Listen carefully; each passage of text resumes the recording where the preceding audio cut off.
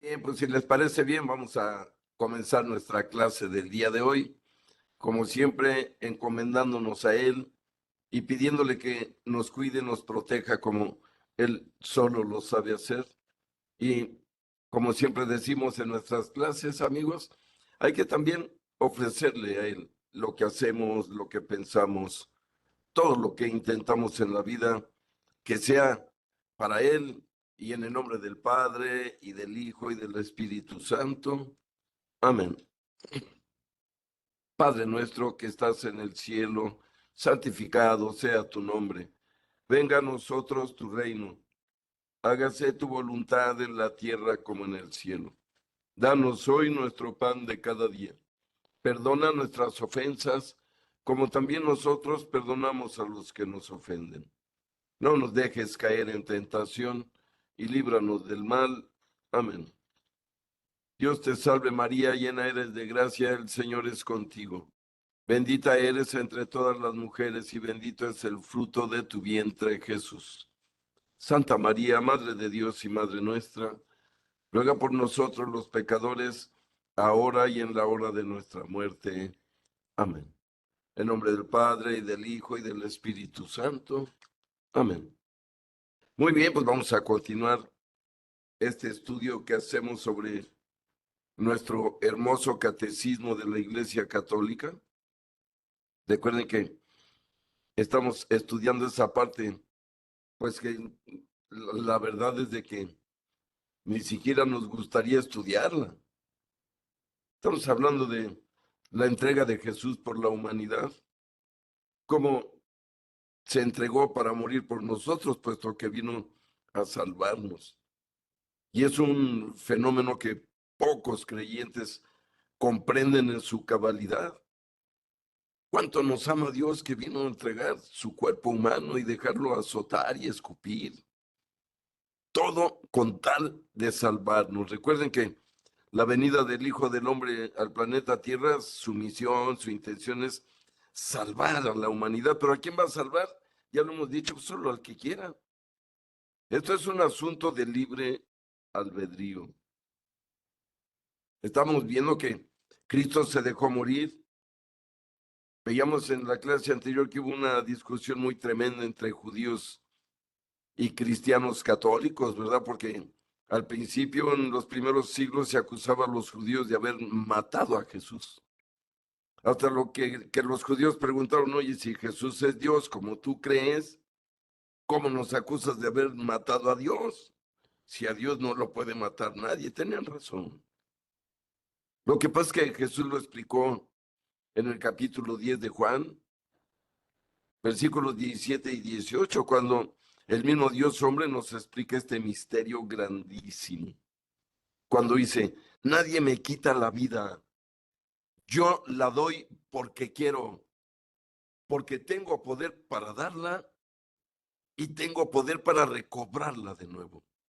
Pues a eso me ha enviado mi Padre. Y ahí quedó resuelto este conflicto, amigos.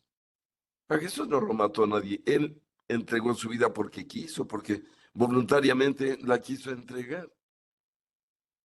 Pueden imaginarse, si el Dios hombre no hubiera permitido que lo mataran, pues ¿qué hubiera podido hacer las hormiguitas del planeta? Nada.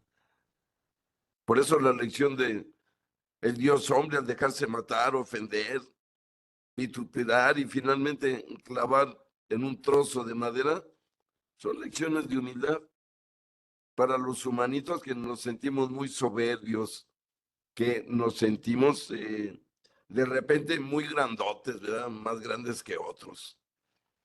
Cuando vemos que el dueño de todo, que el creador de todo, vino a humillarse con tal de salvarnos. No vino a humillarse nomás porque quería hacer un examen social, no, vino a humillarse para demostrarnos que en realidad puede más el amor y la humildad que cualquier otra fuerza que el ser humano pueda conocer.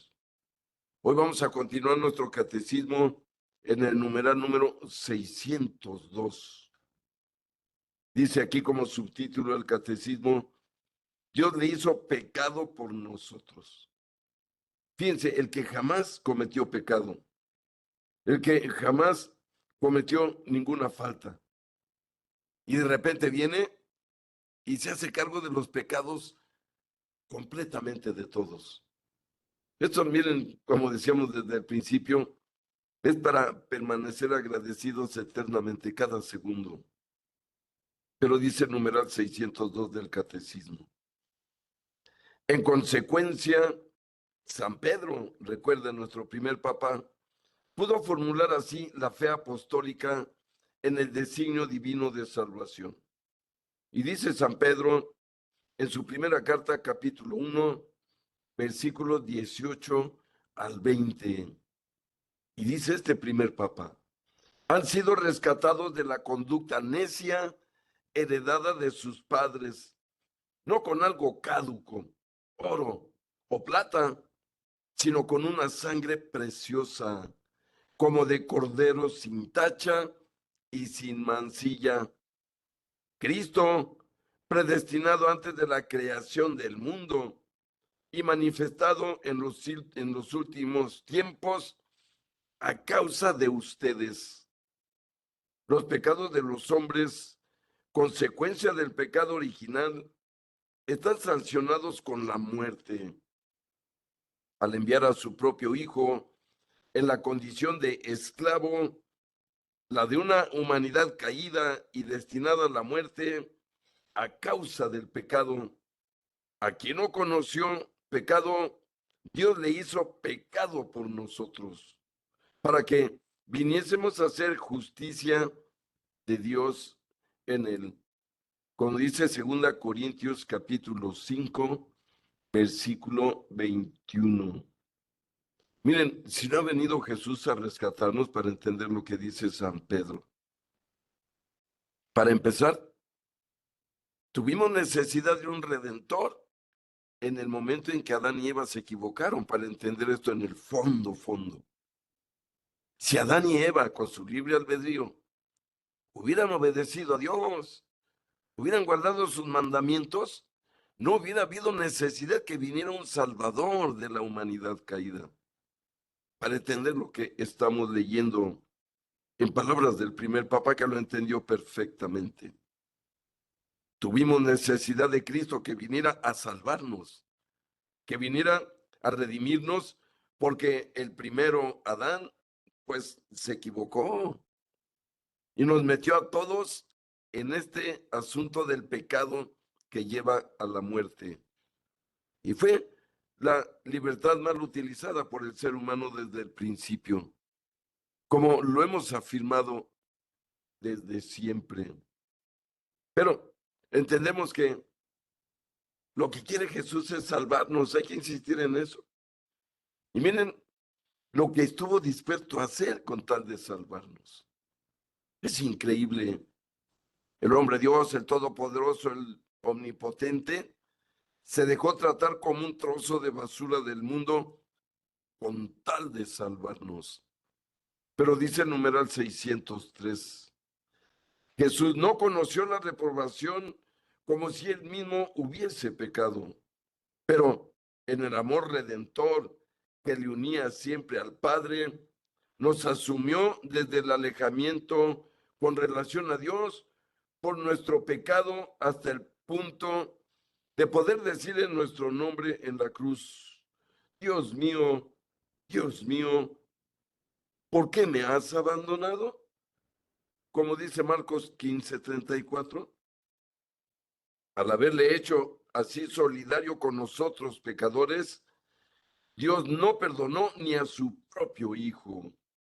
Antes bien, le entregó por todos nosotros, como dice San Pablo en Romanos capítulo 8, versículo 32, para que fuéramos reconciliados con Dios por la muerte de su Hijo, como lo dice el mismo San Pablo en Romanos capítulo 5, versículo 10. Y aquí volvemos a entender algo muy importante para nuestra enseñanza. O sea, Jesús no reconoció la reprobación por sí mismo, no. Él aceptó los pecados de nosotros con tal de salvarnos. Porque recuerden que con pecados nadie puede salvarse. Al cielo solo se entra purísimo, blanquísimo, totalmente perdonado por Dios, limpiado por Él. Los que no lograron eso por estar distraídos en el mundo, pues son los que están en el purgatorio.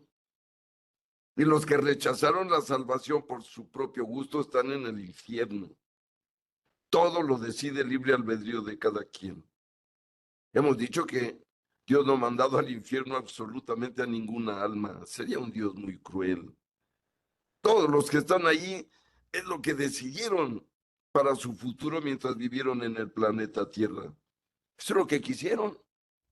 Disfrutar un ratito en el planeta, cosas idiotas y absurdas, y perder la eternidad al lado de Dios. Por eso Jesús entiende que la salvación es tan importante para sus hijos, sus criaturas tan amadas. Recuerden que dice el Salmo, no entendiendo, ¿por qué amas tanto al hombre, Señor, si se porta tan mal contigo? Qué grande es tu amor y tu misericordia con este ser ingrato. Y esa es la verdad del asunto de lo que estamos tratando de entender, amigos. O sea, Jesús asumió la culpa de todos absolutamente. Como diciéndole a los malvados, yo pago por ellos, ya déjalos en paz. Yo asumo la responsabilidad, pago el precio, son míos y nadie los puede rescatar de mi propia mano. Por lo tanto, hay que valorar, como decíamos, este sacrificio de Jesús, el hombre Dios, con tal de salvarnos. Y aquí yo diría una palabra exactísima, con tal de salvarme a mí, Jaime Hernández. Cada uno debe verlo de una manera personal. Cuando veamos lo que sufrió Jesús en la cruz, pensemos que lo sufrió por mí, por Jaime Hernández, lo digo yo por mí. Los demás, lo digo no como egoísta, pues no me importan. Entiendo que vino a salvar al mundo, pero el más importante del mundo soy yo mismo. Si no existiera yo, no habría mundo. Por lo tanto, Jesús vino a salvarme a mí, sin lugar a dudas. Pero nos dice aquí la Sagrada Escritura. Recuerde que estamos en el numeral número 604. Dios tiene la iniciativa del amor redentor universal. Miren, ¿qué quiere decir esto? Que Dios se propuso salvarnos a como de lugar, al que quiera, ¿eh? Y aquí vamos a insistir siempre que hablemos de estos temas, que Dios no va a salvar a nadie a la fuerza. Dios no va a salvar un alma en contra de su voluntad. Sencillamente no lo va a hacer. Como no va a condenar a un santo que entregó toda su vida con tal de salvarse, Dios no lo va a enviar al infierno. Hay que entender esto definitivamente. Dios no envía almas a ningún lado. Dios ni envía almas al cielo, ni al purgatorio, ni al infierno. Cada alma elige a dónde quiere ir y si quiere ir al cielo, tiene que pasar exámenes, pero en todos los casos es el propio ser humano. Cada alma decide si vive en el mundo de acuerdo a lo que pide Dios o si vive como se le pega la gana. Pues así ha sido la humanidad. Y por eso nuestra sociedad está semipodrida, amigos. Estamos llenos de asesinatos, desaparecidos, dolor, robo, destrucción. ¿Por qué? Porque el hombre se aleja de Dios. Y si se aleja de Dios, pues se acerca a su enemigo, sin lugar a dudas. Pero dice aquí, al entregar a su Hijo por nuestros pecados, Dios manifiesta que su designio sobre nosotros es un designio de amor benevolente, que que precede a todo mérito por nuestra parte. En esto consiste el amor, no en que nosotros hayamos amado a Dios, sino en que Él nos amó y nos envió a su Hijo como propiciación por nuestros pecados. La prueba de que Dios nos ama es que Cristo, siendo nosotros todavía pecadores, murió por nosotros. Y es una realidad existencial. Miren lo que dice, la prueba de que Dios nos ama es que Cristo, siendo nosotros todavía pecadores, murió por nosotros. Esto es impactante porque Jesucristo no se entregó en la cruz por aquellos buenos, ¿eh? No se entregó Jesús en la cruz por los justos. No se entregó en la cruz por los santos para protegerlos de algo, no. Hay que entenderlo. Se entregó en la cruz por los pecadores, por pagar por ellos. Con su dolor y el derramamiento de su sangre, quiso pagar el precio. De los pecadores, los justos, por sí mismos se salvan. Dice el mismo Jesús en los evangelios, el justo no necesita conversión, ya está convertido. Por eso, si ustedes se acuerdan, amigos, Jesús iba y comía con pecadores, con fariseos, tranzas, gandallas. Y vaya que se lo reclamaban, ¿eh?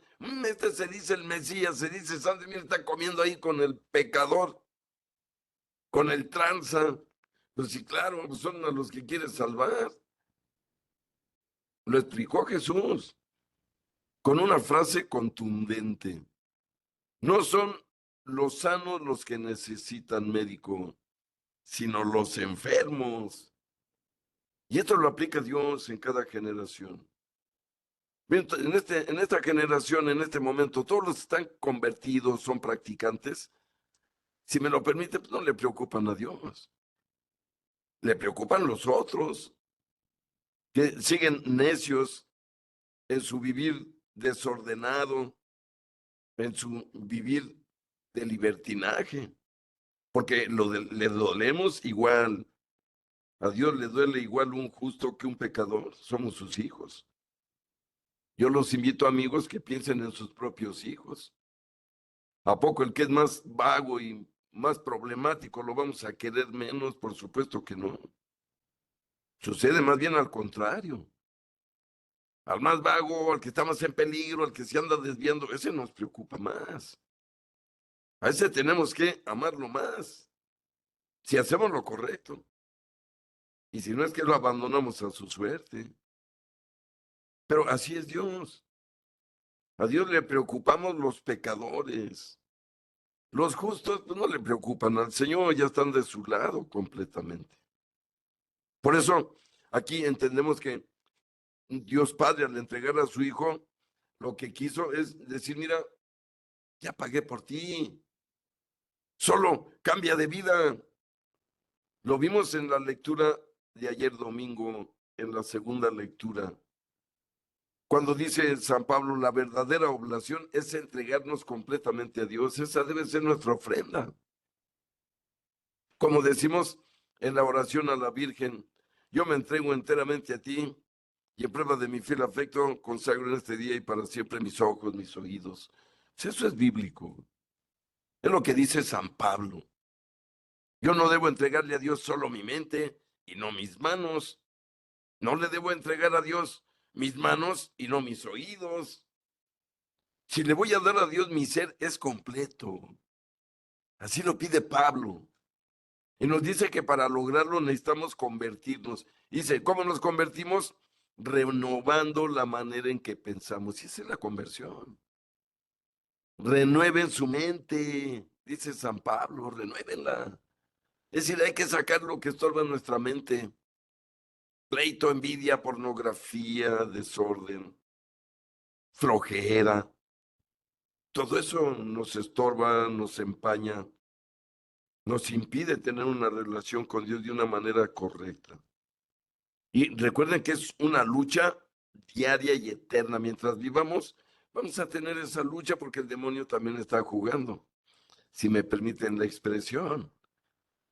Por supuesto que el enemigo malo pues, no quiere que obedezcamos a Dios y nos pone tentaciones muy llamativas que no podemos a veces evitar, pero que debemos evitar. Pero seguimos con el numeral 605, hablando amigos de este asunto que es la redención de nuestro Señor Jesús, que como vemos, sufrió tanto con tal de salvarnos. Hay mucha gente que no lo entiende hasta el día de hoy. Pero dice el numeral 605. Jesús ha recordado al final de la parábola de la oveja perdida que este amor es sin excepción. De la misma manera que no es voluntad de su Padre Celestial que se pierda uno de estos pequeños. Fíjense el amor que nos tiene Dios a cada uno. Mateo 18:14 afirma dar su vida en rescate por muchos, como lo dice en Mateo 20, versículo 28. Este último término no es restrictivo, opone el conjunto de la humanidad a la única persona del Redentor que se entrega para salvarla. La iglesia, siguiendo a los apóstoles, enseña que Cristo ha muerto por todos los hombres, sin excepción. No hay, ni hubo, ni habrá hombre alguno por quien no haya padecido Cristo. ¿Qué quiere decir esto? Y ahí puse, como podrán ver, el Cristo Redentor de Río de Janeiro, que es la imagen más grande del mundo de nuestro Señor Jesús. El Redentor. Esta es la imagen del que vino a salvarnos. Y que nos está esperando en el cielo después de habernos dado la lección aquí en la tierra. Y vaya que creo estarán de acuerdo conmigo que la lección la dio bien el Señor. Se la pasó sirviendo, amando, aguantando, dando lecciones de paciencia, de misericordia, de amor, de sabiduría. O sea, sabemos y entendemos desde siempre que es nuestro modelo, no solo de comportamiento, sino nuestro modelo espiritual, para agradar al Padre de quien Él salió y a quien regresó y a la derecha de quien vive eternamente. Pero continuamos ahora con la sección 3 romano, que nos dice, Cristo se ofreció a su Padre por nuestros pecados. Y esto hay que entenderlo muy bien. El Hijo de Dios, bajado del cielo, no para hacer su voluntad, sino la del Padre que le ha enviado. Juan 6:38. Perdón. Al entrar en este mundo, dice, he aquí que vengo para hacer, oh Dios, tu voluntad. En virtud de esta voluntad somos santificados, merced a la oblación de una vez para siempre del cuerpo de Jesucristo, como lo dice Hebreos 10, versículos de 5 al 10. Desde el primer instante de su encarnación, el Hijo acepta el designio divino de salvación en su misión redentora. Mi alimento es hacer la voluntad del que me ha enviado y llevar a cabo su obra. Juan 4:34. El sacrificio de Jesús por los pecados del mundo entero. Primera de Juan capítulo 2, versículo 2. Es la expresión, mire, esta expresión es completísima. La de Primera de Juan 2, 2. El sacrificio de Jesús por los pecados del mundo entero es la expresión de su comunión de amor con el Padre. El Padre me ama porque doy mi vida. Lo dice en Juan 10, 17.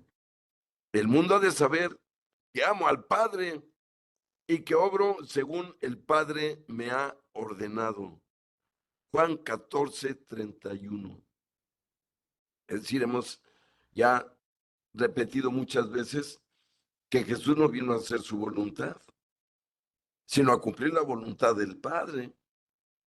Y que la voluntad del Padre se volvió de veras horrible para el Hijo. Recuerden que Jesús un día antes de morir, precisamente cuando estaba padeciendo los últimos instantes en la vida de este mundo, le dio angustia, tanta angustia le dio y tanto pánico, porque es la realidad, que sudó sangre, recuerden. Sería su presión neurológica cuando si me permiten ponerlo de una manera, eran las 7 de la tarde. Estaba hablando con su padre en el cielo, sabiendo que al otro día iba a ser azotado y que ahí iba a ser matado a las 3 de la tarde. Todo lo sabía Jesús. Por eso vemos que incluso le dice al Padre: Señor, si es tu voluntad, permite que no pase el vía crucis y la crucifixión, Señor, pero no se haga mi voluntad, sino la tuya. Y miren, ¿qué contestó el Padre? Lo que contestó el Padre no lo entendemos los padres humanitos. ¿Qué le contestó el Padre? Ay, sí, te voy a ahorrar el sufrimiento y todo eso porque me duele. No, sí le dolía a su hijo, pero lo envió a salvarnos. Ni Jesús, como estamos leyendo, sabía que vino a salvarnos, pero era humano. Son los pasajes de la Biblia que demuestran completamente que Jesús era perfectamente humano como era perfectamente Dios. El humano es el que pedía no sufrir de esto. Y lo vamos a ver, el humano es el que dijo: Padre, Padre, ¿por qué me has abandonado? Fíjense lo que dijo el Dios hombre en la hora de su muerte. ¿Qué lo diremos nosotros? Pero vamos a continuar, amigos, la lectura. Estamos, como decíamos, en el numeral 607. Y sigue diciendo aquí: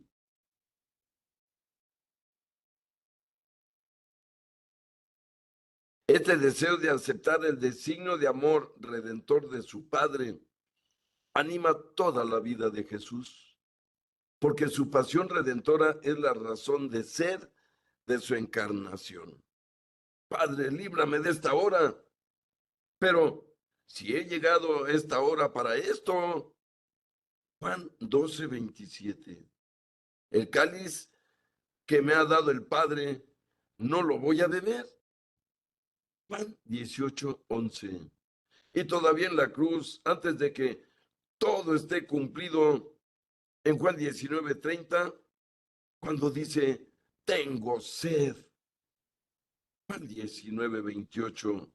Miren, el verdadero hombre, sintiendo el dolor, la vaciedad, la angustia, el terror, todo lo que nos afecta a nosotros los seres humanos. Fíjense: Padre, líbrame de esta hora, pero luego se contesta: si he llegado a esta hora para esto. O sea, miren, Jesús sabe desde siempre, porque es Dios, que su misión era venir a salvarnos. Y sabía en realidad que somos perversos. Y sabía en realidad que en realidad no merecemos, si fuera por juicio individual, la salvación. Ya lo veíamos al comenzar la clase, que ningún ser humano tiene los méritos para ser salvado. Ningún ser humano, desde Adán hasta el día de hoy, puede decirle a Dios: hey, déjame entrar porque me debes, porque he hecho más de lo que me pediste, porque no he cometido pecado. Nadie puede decir eso. A fin de cuentas, todos los seres humanos, todas las almas son salvadas por la misericordia de Dios. Nadie por sus propios méritos. Que quede claro. Uno escucha hablar al Papa Francisco y decir: yo soy el peor de los pecadores.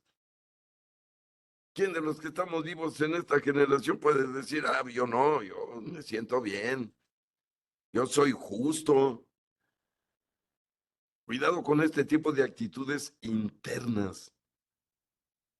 Y esto nos debe llevar, amigos, a valorar más la redención de Jesús en nuestra propia vida. Vean todo lo que sufrió por salvarnos. Yo siempre digo, y aunque sea de broma, si yo fuera Dios, ya no estarían aquí. Yo los hubiera aplastado, ¿verdad? Son pero algo seria la humanidad esta. Cabezones, necios, traidores. Ah, pero Dios no tiene mente humana. Y qué bueno, porque eso nos tiene vivos y con la opción de ir al cielo. ¿De quién depende? Pues de cada uno de nosotros. Pero dice el catecismo, queridos amigos, numeral 608. Y estamos hablando ahora de Juan el Bautista, que trajo aquella frase de, he ahí el Cordero de Dios, que quita el pecado del mundo. Miren, era la premonición de la Sagrada Eucaristía, en voz del profeta más grande que ha habido después de Jesús y de los patriarcas. Hablo de Juan el Bautista, que como ya saben es Elías, es el mismo. Tienen los mismos poderes. Recuerden que Dios se llevó a Elías vivo en cuerpo y alma al cielo y prometió regresarlo en el Antiguo Testamento y lo regresó. Es Juan el Bautista. Pero dice el numeral 608, Juan Bautista, después de haber aceptado bautizarle en compañía de los pecadores, vio y señaló a Jesús como el Cordero de Dios que quita los pecados del mundo. Si se acuerdan, Juan capítulo 1, versículo 29. Si recuerdan cuando Jesús le dice a Juan, bautízame, Juan le dice, no, ¿cómo crees? Tú deberías bautizarme a mí. O sea, recuerden que Juan descubrió quién era Jesús y nadie más podía descubrirlo. La profecía del Antiguo Testamento, que es donde termina el Antiguo Testamento, Malaquías capítulo 3, versículo 12, donde termina el Antiguo Testamento, dice, he aquí que yo les voy a enviar al profeta Elías para que lo anuncie y lo corrija todo. Pues es este Juan. Que, si recuerdan, le preguntan, oye, ¿eres tú Elías? Dice, no, no lo soy. Pues claro, si hubiera dicho que sí, lo hubieran matado ahí mismo. Pero en ese diálogo le dicen, ¿eres tú el Mesías? Y contesta Juan, no. Y dice, yo vengo a bautizarlos con agua, dice Juan el Bautista, pero detrás de mí viene uno más grande que yo, que no soy capaz ni de desatarle las sandalias. Él los bautizará en fuego y Espíritu Santo. Él es el Mesías. Pero cuando todavía estaba con sus discípulos, recuerden que Juan le mandó a preguntar a Jesús. Oye, dice Juan que si tú eres el Mesías anunciado en el Antiguo Testamento. Y Juan le contestó a los discípulos Jesús le contestó a los discípulos de Juan el Bautista, díganle que resucito muertos, que curo enfermos, que multiplico el pan, que hago que llueva y que no llueva. Entonces es la señal que estaba esperando Juan el Bautista. Y en la próxima vez que vio Juan a Jesús, expresó esta frase, amigos, que fue para sus discípulos y a todos sus seguidores.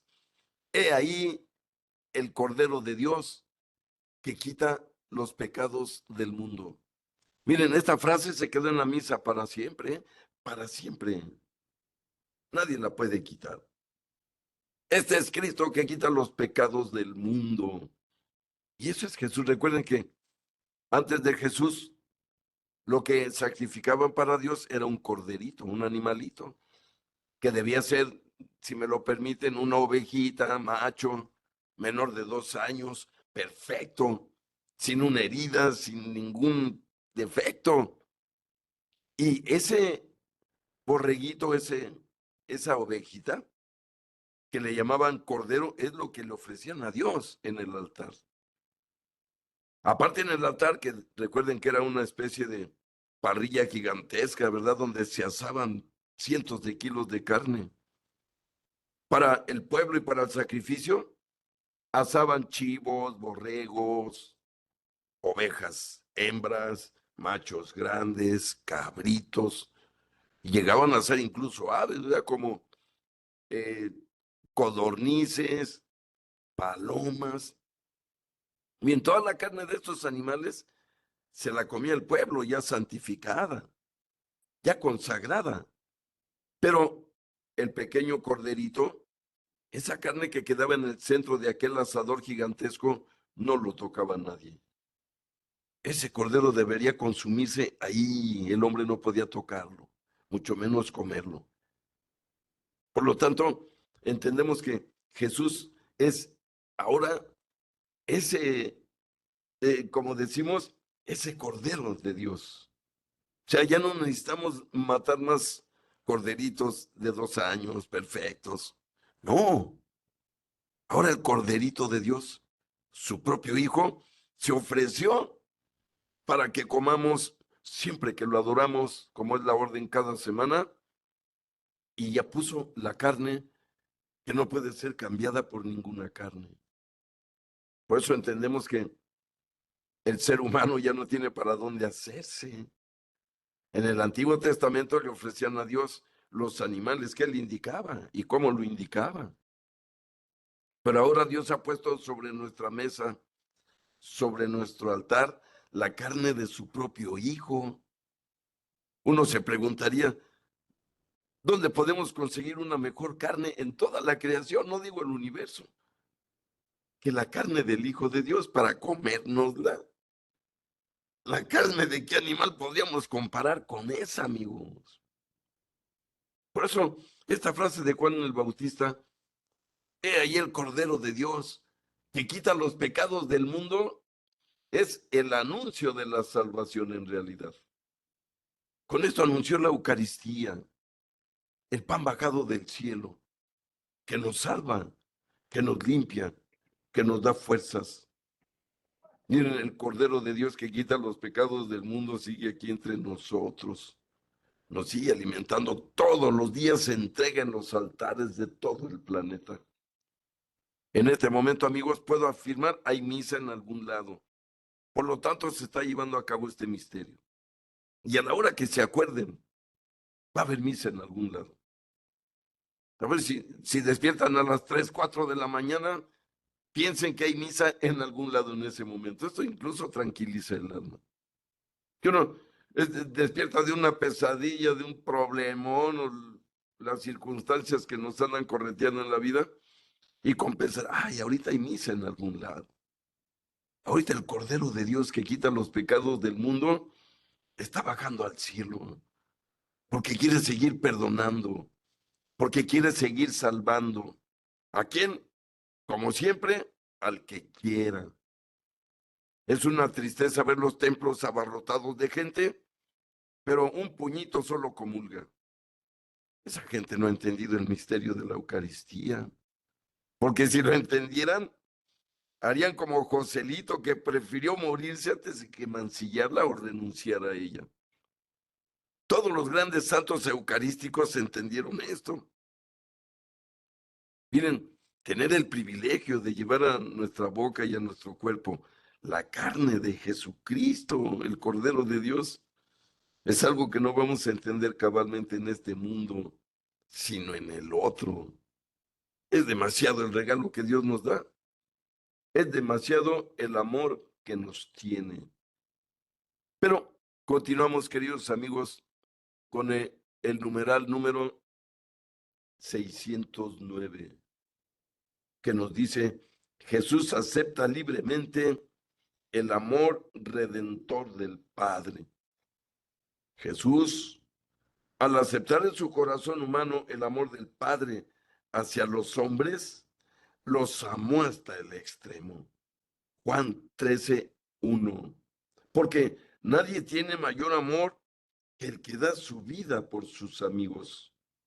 Juan capítulo 15, versículo 13. Tanto en el sufrimiento como en la muerte, su humanidad se hizo el instrumento libre y perfecto de su amor divino, que quiere la salvación de los hombres. En efecto, aceptó libremente su pasión y su muerte por amor a su Padre y a los hombres que el Padre quiere salvar. Nadie me quita la vida, ya lo decíamos. Yo la doy voluntariamente. Juan 10:18. Y aquí la soberana libertad del Hijo de Dios, cuando Él mismo se encamina hacia la muerte. Y miren, esto es real. Aquí entendemos cómo Jesús nos dice, un amigo da su vida por los amigos, pero el que es de verdad lo hace. El que no es de verdad no lo hace, solo lo promete, pero luego se raja. No, miren, Jesús llegó al extremo del amor. Por eso quise poner esta imagen. porque es la más parecida que he encontrado para entender un poco cómo terminó su cuerpo al final. Ensangrentado, totalmente herido. Y tiene un anuncio ahí en latín donde dice, y a pesar de tanta violencia, Él significa nuestra paz. Fíjense qué interesante. Esta imagen ensangrentada, violentada totalmente, significa nuestra paz. ¿Por qué? Porque con esta imagen, con este dolor, venció al malvado, al maligno.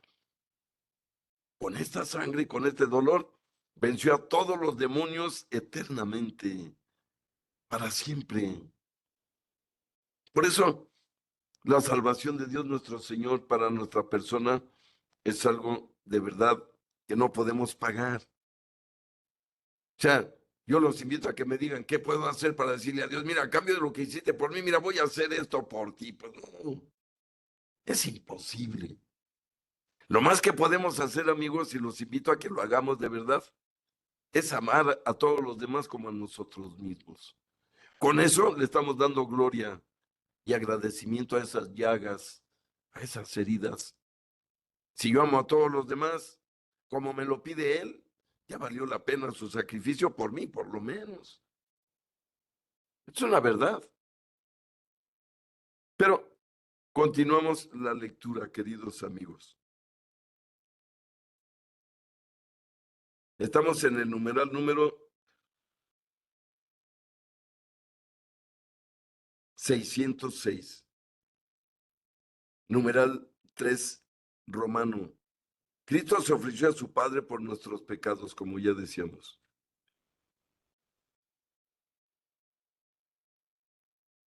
El Hijo de Dios ha bajado del cielo no para hacer su voluntad, ya decíamos, sino la del Padre que le ha enviado. Miren, aquí esta es la enseñanza. Obviamente Jesús, ¿por qué sufrió todo lo que sufrió? Pues porque entendió, lo decíamos aquí. Porque dice, porque Dios los ama. Fíjense qué hermoso. Porque mi Padre los ama mucho, entonces yo los amo también. Y entonces voy a dar mi vida por ustedes. Y veíamos que fue muy pesado. Y decía aquí, amigos, lo leíamos, mi alimento es hacer la voluntad del que me ha enviado y llevar a cabo su obra. Lo leíamos en este numeral 606. Juan 4:34. Y miren, aprovecho para comentarles la reflexión sobre este pasado. Aquí estamos hablando de aquel momento en que Jesús va al pozo en Samaria y una samaritana se le aparece en el pozo. Jesús le dice, dame de beber. Y dice, ah, caray, un judío hablando con una samaritana y a solas. Miren, en esa parte, en ese diálogo que hubo entre Jesús y esa mujer samaritana, que termina Jesús conviviendo con ellos 3 días, vaya regalo les dio. Jesús habla de este tercer pan, por eso me quise detener poquito aquí. Miren, en la Biblia hay 3 panes, 3 comidas con las que podemos alimentar nuestro espíritu, pero totalmente ciertos. Primer pan, la Eucaristía, es un pan literal, físico, podríamos decir biológico, material. Es el más valioso de todos los panes. Ya decíamos que es la carne y la sangre de nuestro Señor Jesús. Pero hay otro pan. Se lo dijo nuestro Señor Jesús al demonio en el desierto. No solo de pan vive el hombre, sino también de toda palabra que sale de la boca de Dios. Ahí está el segundo pan, amigos. Para el que no puede comulgar, que tiene impedimento, que no tiene misas al alcance, no tiene Eucaristía cerca. Entonces la Biblia también es pan, también es pan. Y aquí vemos el tercer pan. Fíjense lo que dijo Jesús.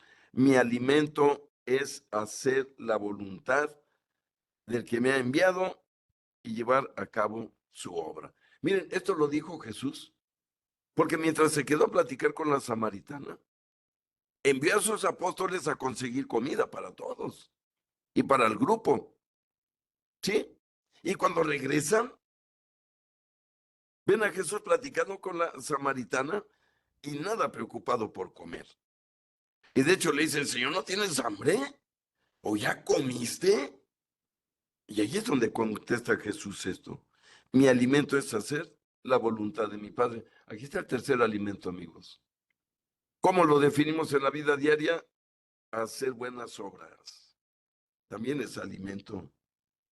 Si no puedo comer la Eucaristía y no tengo al alcance la Biblia, las buenas obras también es alimento para el alma, para el espíritu.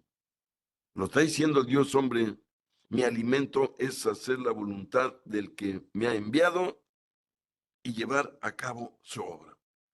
Por lo tanto, amigos, cada que nosotros hacemos lo que Dios nos pide y ayudamos a alguien, estamos comiendo.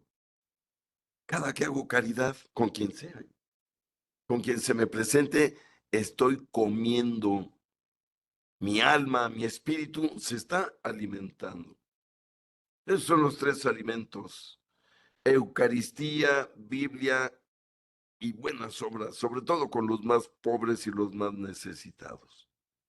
Si yo ayudo a un mendigo, a un menesteroso, estoy alimentando yo, más que el menesteroso al que le estoy dando algo. El alimento que estoy obteniendo yo es más valioso que lo que le esté dando a ese pobre hombre, a esa pobre mujer. Hay que entenderlo de una manera correcta para sacar provecho de estas cosas que Dios mismo nos revela. Pero sigo leyendo, queridos amigos. Dice aquí, desde el primer instante de su encarnación, el Hijo acepta el designio divino. Por eso, como vemos, se dejó matar. Y dice el numeral 607.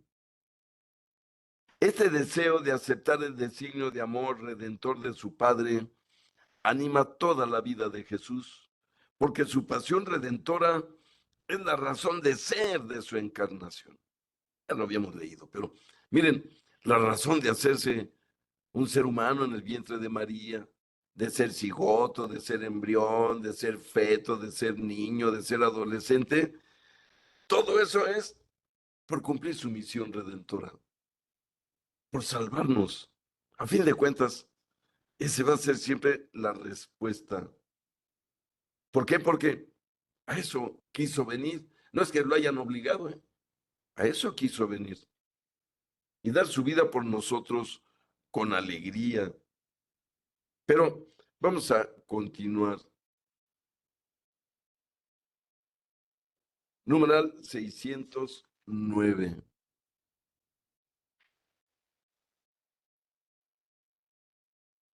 Jesús, al aceptar en su corazón humano el amor del Padre hacia los hombres, los amó hasta el extremo, como decíamos. Por eso se entregó por nosotros. Tanto en el sufrimiento como en la muerte, su humanidad se hizo el instrumento libre y perfecto de su amor divino, que quiere la salvación de los hombres. En efecto, aceptó libremente su pasión y su muerte por amor a su Padre y a los hombres que el Padre quiera salvar. Ya decíamos, nadie me quita la vida. Pero dice el numeral 610, Jesús expresó de forma suprema la ofrenda libre de sí mismo en la cena tomada con los 12 apóstoles, que es algo muy importante, queridos amigos. Y hablamos en realidad de que antes de morir, recuerde que fue el Jueves Santo. La última cena fue por ahí de las 5 o 6 de la tarde, y la oración del huerto por ahí de las 7, 8 de la noche. De eso estamos hablando. Y dice el numeral 610. Jesús expresó de forma suprema la ofrenda libre de sí mismo en la cena tomada con los 12 apóstoles. En la noche en que fue entregado, como dice San Pablo en 1 Corintios 11:23, en la víspera de su pasión, estando todavía libre, Jesús hizo de esta última cena con sus apóstoles el memorial de su ofrenda voluntaria al Padre por la salvación de los hombres. Este es mi cuerpo que va a ser entregado por ustedes. Lucas 22:19.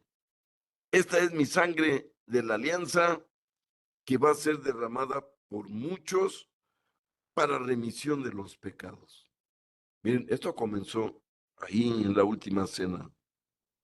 Y estas palabras siguen en la misa por siempre. Recuerden que dice el sacerdote, esta es la sangre, sangre de la alianza nueva y eterna, que será derramada por ustedes y por muchos. Son palabras litúrgicas que debemos usar en la adoración a Dios, en cada culto que le ofrecemos. ¿Por qué? Porque estamos hablando de algo metafísico, de algo que puede rebasar nuestros sentidos. ¿Por qué? Porque, miren, cuando Jesús realizó la primera misa, que estamos hablando exactamente de lo mismo. La última cena fue la primera misa y también fue la primera adoración a Dios que no ocurrió en sábado. Y fue, amigos, la primera adoración a Dios en que ya no se le mataron animales, ya no se le sacrificaron chivos, borregos, pichones, ya no hubo un borreguito, un corderito sacrificado, no. En ese Jueves Santo empezó ya la nueva alianza, empezó la iglesia, empezó la Eucaristía, fue la primera misa. Es muy significativo entender todo esto. Pero miren lo que dice, este es mi cuerpo que va a ser entregado por ustedes. Seguramente los apóstoles no sabían ni a qué se refería nuestro Señor. Pero ahora entendemos. Miren, al ratito su cuerpo fue entregado a los romanos por nosotros. ¿Qué hicieron los romanos con su cuerpo? Lo despedazaron, lo agredieron, lo hirieron, lo ensangrentaron. Todo por muchos, dice aquí, por la remisión de los pecados de muchos. Y en efecto, y miren cuando dice el sacerdote en la misa, esta es la sangre de la alianza nueva y eterna, que será derramada por ustedes y por muchos. Estamos llegando en el catecismo a ese momento, a esa hora en que Jesús empezó a derramar esta sangre anunciada. Dice Jesús, mi sangre será derramada por ustedes. Y sí, no dejó ni una gota. Toda la enterró, la vació en la cruz. Miren, cuando empezó a entregar su sangre por nosotros, cuando sudó sangre en la agonía de Getsemaní. Y después, enseguidita, pues ya la corona de espinas. Ahí empezaron a correr hilitos de sangre en su cuerpo. Y después de eso, por los azotes en el patíbulo, lo azotaron cientos de veces con unos látigos que tenían una bolita metálica en el extremo para que a la hora de azotar el látigo hiriera la carne de aquel castigado. O sea, Jesús sí derramó su sangre por nosotros, toda, gota por gota. Imagínense en la cruz, el charco de sangre que quedó al pie de la cruz, frente a su madre, frente a Juan el Bautista. Es increíble entender este asunto. Pero entendemos aquí cuando Jesús dice, este es mi cuerpo que va a ser entregado por ustedes. La Eucaristía que instituyó en ese momento será el memorial, como dice San Pablo en 1 Corintios 11:25. De su sacrificio, Jesús incluye a los apóstoles en su propia ofrenda y les manda perpetuarla. Así Jesús instituye a sus apóstoles sacerdotes de la nueva alianza. Por ellos me consagro a mí mismo, para que ellos sean también consagrados en la verdad, dijo Jesús en Juan 17:19. Y aquí está otra verdad revelada de este pasaje. Estos fueron los primeros 12 nuevos sacerdotes de la nueva alianza. Miren, este Jueves Santo, todos los sacerdotes judíos israelitas ya no fueron sacerdotes, lo ordenó Dios. Se los dijo en su cara, se les va a quitar el reino de Dios para dárselo a otro pueblo que sí rinda frutos. Se los dijo Jesús a los fariseos. Pues llegó el momento. Todo el culto judío deja de tener actualidad. Ya los sacerdotes del Antiguo Testamento, el altar del Antiguo Testamento, el culto del Nuevo Testamento, deja de llevarse a cabo y comienza el ritual definitivo, el culto que será eterno.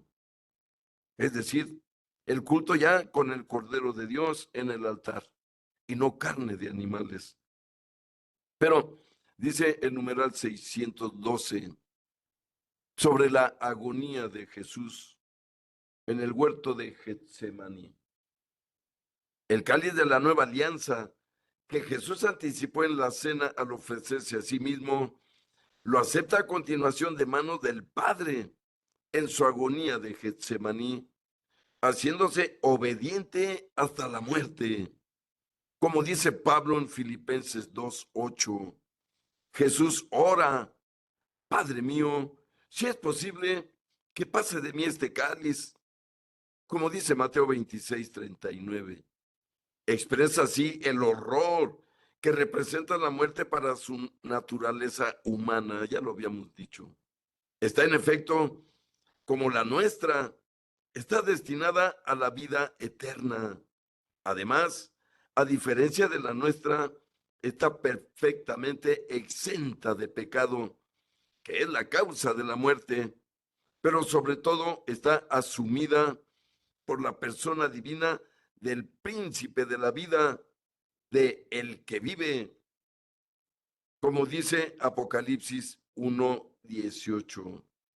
Al aceptar en su voluntad humana que se haga la voluntad del Padre, acepta su muerte como redentora para llevar nuestras faltas en su cuerpo sobre el madero.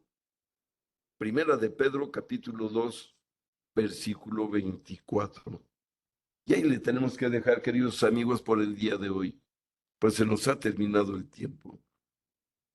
Ojalá el catecismo y su contenido nos ayude a valorar más el sacrificio de nuestro Señor, lo que tuvo que sufrir sin deberla, con tal de salvarnos.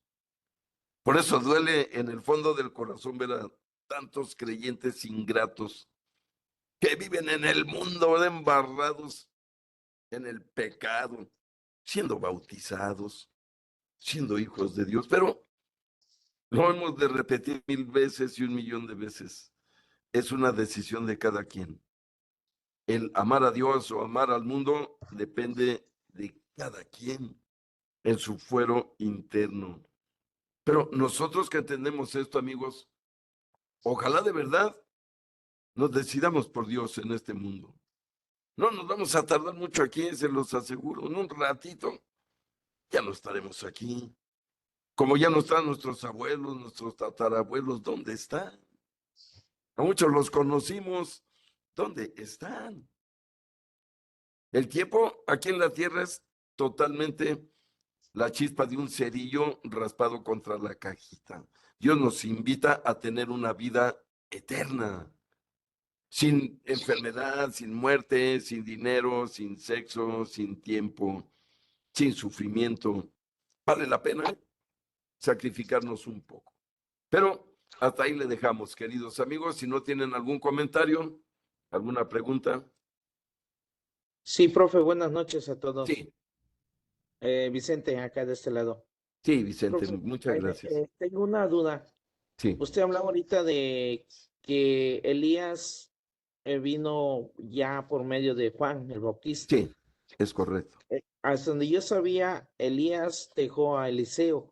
Para Sí, continuación, Elías fue llevado hacia el cielo en un carro de fuego. Hasta es ahí. correcto. Ahora, mi duda me surge, como también sé que Juan el Bautista fue el último profeta. después Claro. de Jesús. Sí, entonces, ¿cómo es ese? Hasta donde también tengo entendido que Isaías pasaron 700 años para que llegara a lo que hizo la profecía, pues de que iba a Sí, es venir un correcto. Salvador. Ahora, mi pregunta es aquí, ¿cuántos años tuvo que pasar de Elías a Juan el Bautista? Porque hasta donde tengo también en el Santo Rosario decimos pues la visitación de la Virgen María a Santa Isabel. Sí, sí, claro. Entonces, ahí sí me surge la duda, si Elías, entonces Dios con su poder omnipotente volvió a hacer que naciera sobre Isabel Juan el Bautista, el precursor de Jesús. Así es correcto. A, a- Sí. a Elías lo había enviado Dios a corregir al mundo antiguo. Ajá. Pero el mundo antiguo, en lugar de corregir, quisieron matar a Elías, ¿verdad? A punto de matarlo. Sobre todo el rey Manasés, que fue el perverso rey israelita, que provocó que Dios se llevara a Elías para no dejar que lo matara. Pero, como les digo, Dios promete que Elías va a regresar. Miren, tengo un libro, lo voy a compartir en el grupo, ¿les parece? Que se llama El Ajá. ciclo de Elías, donde explico perfectamente que son la misma persona. Y de hecho tiene imprimatur mi librito para que tengan la confianza de lo que van a leer. No hay duda, ¿Y cuál es el? dice Jesús en Mateo 11, todos los profetas hasta Juan violentaron el reino de los cielos, pero él es Elías, el que iba a venir, el que quiera creerlo, que lo crea. Así lo dice. Y Ajá. recuerden que también en la transfiguración aparecen Elías y Moisés. Sí. Y cuando van ya de regreso, le dicen los discípulos, oye, ¿qué no dice la Biblia? ¿No dice la Escritura que Elías debería venir primero? Y recuerden que Jesús les contestó, en verdad les digo que Elías vino ya, pero hicieron con él cuanto quisieron. Se refería a que ya lo había matado Herodes en ese momento. ¿De acuerdo? Entonces, voy a mandar el libro. Me gustaría que lo lean porque es un asunto muy misterioso. Es Sí. tan Ahora, misterioso como la Eucaristía o la Trinidad. así Porque es, miren, así es. dice la Biblia del nacimiento de Juan el Bautista, porque para Dios no hay nada imposible. Eso es lo que dice del nacimiento de Así Dios, de es. Isabel, que Así recuerda es. que era una ancianita, ¿eh? Tenía por lo Sí, menos claro. 80 años, había sido estéril toda su vida, y de repente Dios le concede un hijo sin haber tenido contacto con su esposo. Así es. Eso no sucede de manera normal. Hay Ahora, que otra recordar pregunta que que el ahorita nacimiento surge. de Elías es ultra sorprendente, ¿de Ok. acuerdo? Sí, Pero ahí ahora va mi otra libro, pregunta. ¿eh? Sí, Ahorita que decía usted de Elías en la transfiguración, hasta donde yo tengo también entendido, y corríjame si estoy en un error, eh, Moisés representa la ley, sí, Elías los profetas y Jesús la salvación. ¿Es sí, así? sí, Ah, ok. Entonces estamos. sí, Sí, es y correcto. ojalá me pueda apoyar con ese libro porque sí, Sí, para poderlos explicar cuando, si llego a mencionar eso, se va a hacer como que aquí, si no tenemos sí, los conocimientos y todo esto de estudio, sí, va a tienes ser como razón. que un escándalo, ¿no? Así, bueno, Sí. ¿cómo vas? Entonces, Ah, no, sí, para tener. es un tema espinoso, pero mi libro esclarece todo el asunto. ¿De acuerdo? Ok, profe. Ok, Y, profe. Muchas y gracias. solo recordemos que ciertamente para Dios no hay ninguna cuestión imposible. Así es. ¿De acuerdo? Eso se me Vamos a quita darle de gracias a plano. Dios por hoy, si me permiten, muy agradecidos Ah, con Él por todo lo que nos da y todo lo que nos protege. Pero también vamos a ofrecerle, con Dios, a Él le gusta que sea de ida y vuelta el trato. Le gusta dar, pero le gusta mucho recibir de nosotros. No se nos debe olvidar. Y el mejor regalo es amar a todos los demás como a nosotros mismos. En nombre del Padre, del Hijo, del el Hijo Espíritu del Espíritu Santo. Santo. Amén. Amén. Padre nuestro que estás en el cielo, En el cielo, santificado sea tu santificado nombre. sea tu nombre. Venga a Ven nosotros tu reino. tu reino. Hágase tu Haga voluntad tu en la voluntad en tierra la como en el tierra cielo. como en el cielo. Danos hoy Danos nuestro hoy pan de nuestro cada pan día. de cada día. Perdona nuestras Perdona ofensas, nuestras como también como nosotros nosotros perdonamos a los perdonamos a que los nos que nos ofenden. ofenden. No nos No dejes nos caer en caiga en tentación la y tentación. líbranos del Líbranos. mal. Amén. Dios te salve María, llena eres de María, gracia, llena el eres de Señor es gracia, el Señor contigo. es contigo. Bendita eres Bendita entre eres todas las entre todas mujeres las y bendito mujeres y es el bendito es fruto el de tu fruto de tu vientre, vientre, Jesús. Jesús. Santa María, Santa Madre de Dios y Madre Madre de Dios, nuestra, ruega por ruega nosotros por los nosotros los pecadores, pecadores, ahora y en la ahora hora de nuestra y en la hora de muerte. nuestra muerte. Amén. Amén. Dulce Madre, no te alejes, tu vista de Estuviste en mí nosotros no no aparte. apartes. Ven con Ven nosotros a conmigo a todas todas partes y partes. solos nunca nos Nunca dejes. se nos dejes, Ya que nos ya que proteges nos tanto como proteges, verdadera la Madre, verdad. haz que nos Haz bendiga el que nos Padre, bendiga el el Padre, Hijo y el el Hijo, Espíritu el Santo. Espíritu Santo. Amén. Amén. Muchas gracias a todos, Dios los bendiga, los acompañe, los cuide de todo mal y nos vemos la próxima, aquí mismo. Los quiero mucho y los espero la próxima. Feliz Muchas noche a Gracias, gracias. todos. maestro. Buenas noches a Gracias, todos. bendiciones. Bendiciones.